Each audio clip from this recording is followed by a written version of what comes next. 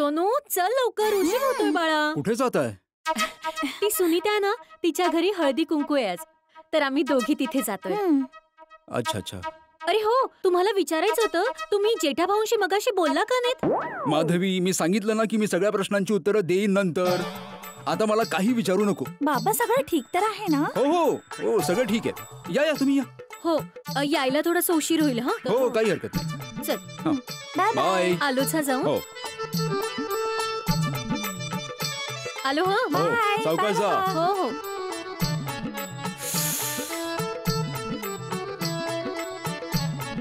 देवा, काय परिस्थिती आली आहे. एका शिक्षकाकडे सगळ्या प्रश्नांची उत्तरं असताना देखील तो उत्तरं देऊ शकत नाही.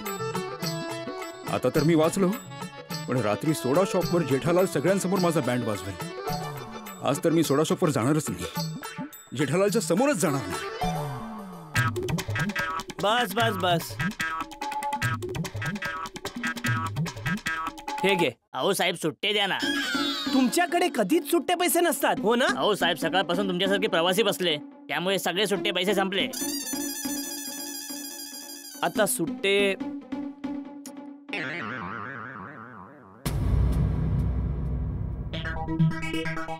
एक काम कर बाबा, ते समोरच्या पहिल्या मजल्यावर जा, तर रिक्षाचं भाडं तोच देईल. अहो साहेब, रिक्षाने तुम्ही आलात, भाडं ते का देतील? अरे बाबा, तो आमच्या सोसायटीचा एकमेव सेक्रेटरी आहे, खूप मोठा समाजसेवक आहे, आत्माराम तुकाराम भिडे. तर काय आहे, सोसायटीमध्ये कधी कोणालाही असा पैशांचा प्रॉब्लेम झाला ना की तेच मदत करतात. मी तर म्हणतो की तू पण आपल्यासाठी आजच्या पूर्ण दिवसाचे सुट्टे त्यांच्याकडूनच घे. जा जा. अच्छा, कुठे? ते पहिल्या मजल्यावर? हो, तिथे पहिल्या मजल्यावर. इथून जिना आहे, सरळ जा. हा, तिथे पहिल्या मजल्यावर जा. भिडे भिडे म्हणून आहे.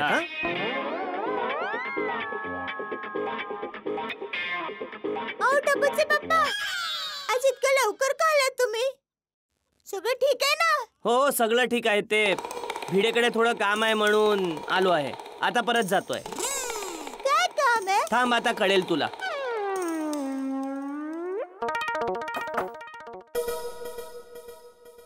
आत्माराम भिडे तुम्हीच आहात का, सोसायटीचे एकमेव सेक्रेटरी? हो, मीच आहे. बोला. 63 रुपये द्या साहेब. काय? रिक्षाचं भाडं 63 रुपये. रिक्षाचं भाडं? हो. पण सोफ्यापासून इथपर्यंत तर मी चालत आलोय. अस्करी नाही साहेब, 63 रुपये रिक्षाचं भाडं पण पाहिजे आणि 1000 रुपये सुट्टे पण पाहिजेत. अहो, पण मी तुमच्या रिक्षामध्ये बसलो कधी? तुमचं भाडं नाही, ते जे खाली उभे आहेत ना, त्या साहेबांचं भाडं. त्यांनी सांगितलं की तुमच्याकडून रिक्षाचं भाडं घ्यायला आणि 1000 रुपयांचे सुट्टे पण घ्यायला. कोण आहे आगाऊ? साहेब, नाव तर माहिती नाही, ते खाली उभे आहेत. तुम्ही इथेच उभे राहा.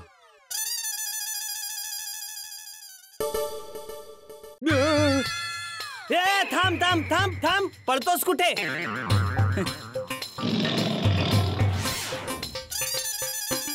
अरे जेठालाल, तू काय झालं? अरे काय झालं काय?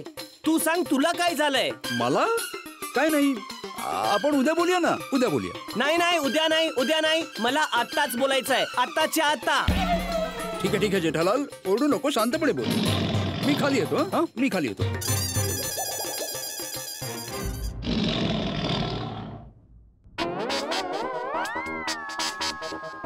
काय झालं जेठा भाऊ? नाही नाही, काही नाही. आता तुमच्याच ओरडण्याचा आवाज येत होता.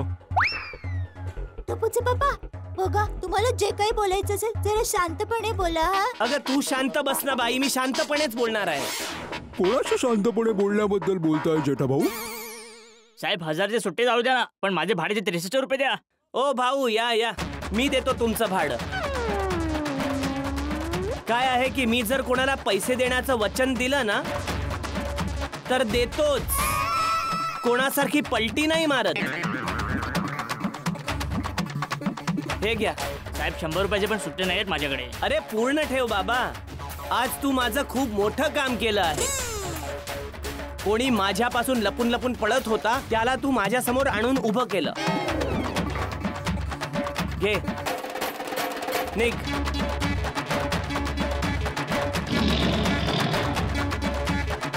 चल, आता सांग. जेठालाल, चल ना घरी जाऊन बोलूया. नाही नाही, घरी बिरी नाही बाबा, इथेच बोलूया. बोल, का नाही आलास बाबा? काय प्रॉब्लेम आला? जेठालाल, मी तुझ्याकडे येणारच होतो, या बबिताजी. बोल बोल बबिताजी, घरातल्याच आहेत, बोल. मी तुझ्याकडे पैसे द्यायला येणारच होतो, पण मला कोणाला तरी अर्जंट पैसे द्यावे लागले. कोणाला? सोड ना जेठालाल, मी कोणालाही पैसे दिले असतील. तुला सांगणं आवश्यक आहे का? हो भाऊ, आवश्यक आहे, कारण तुझ्यामुळे ते मनोज भाऊ माझ्या दुकानात येऊन मला 4 गोष्टी ऐकवून गेले. नाही हाती भाऊ, याला जर मनोज भाऊंकडे पैसे नाही गुंतवायचे तर काही हरकत नाही बाबा. मी याला जबरदस्ती थोडी करणार आहे. नाही बाबा, तुला मनोज भाऊंच्या इकडेच पैसे गुंतवायला लागतील. अरे त्याचे पैसे, त्याची मर्जी. पण काल हो म्हणून आज अचानक नाही बोलतो आहे, तर मला मनोज भाऊंना सांगावं लागेल ना की काय प्रॉब्लेम झाला आहे. बरोबर आहे भिडे मास्तर. प्रॉब्लेम काही नाही झालाय जेठालाल. मी सांगितलं ना, मला कोणाला तरी अर्जंट पैसे द्यावे लागले. हा, कोणाला? अरे बाबा, मी नाही सांगू शकत. का नाही सांगू शकत? अरे नाही सांगू शकत बाबा. ज्यांना मी पैसे दिले त्यांनी मला कोणालाही सांगायला मनाई केले, म्हणून मी माधवीला पण नाही सांगितलं. जेठा भाऊ, भिडे मास्तरने कोणाला तरी शब्द दिला तर बिचारा तो तुम्हाला कसं सांगणार? हा टप्पूचे पप्पा.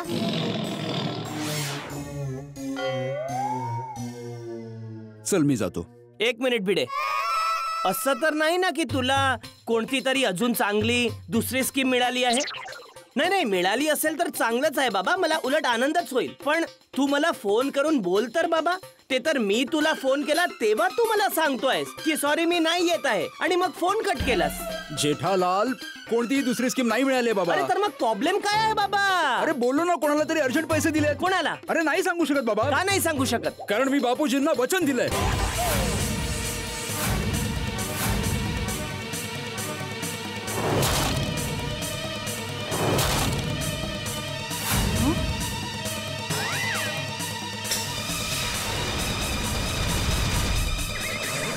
कोणाला? बापूजी म्हणजे? बापूजी? तू 1 लाख रुपये बापूजींना दिलेस? हो जेठालाल. का? कारण त्यांनी माझ्याकडे मागितले. अरे काय काही पण उठपटांग बोलतोयस भिडे. जर बापूजींना पैसे हवेच होते तर माझ्याकडे मागितले असते, तुझ्याकडे का मागतील? तेच तर मला समजत नाहीये जेठालाल. मी त्यांना विचारलं पण. मग काय बोलले ते? ते बोलले की मी जेठाकडून पैसे नाही घेऊ शकत. का? मला काय माहित? तर कोणाला माहित? तुमच्या तीर्थरूपांना माहित.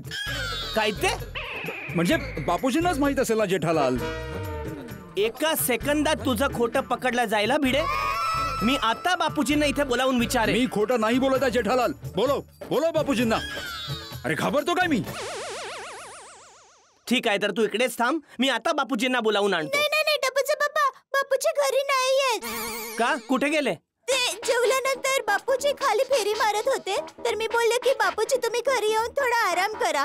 तर बोलले की नाही, इथे खाली मस्त हवाय, तर मला इथे थोडा वेळ बसायचंय. मग त्यानंतर बापूजी घरी आलेच नाही. अरे मग कुठे गेले बापूजी?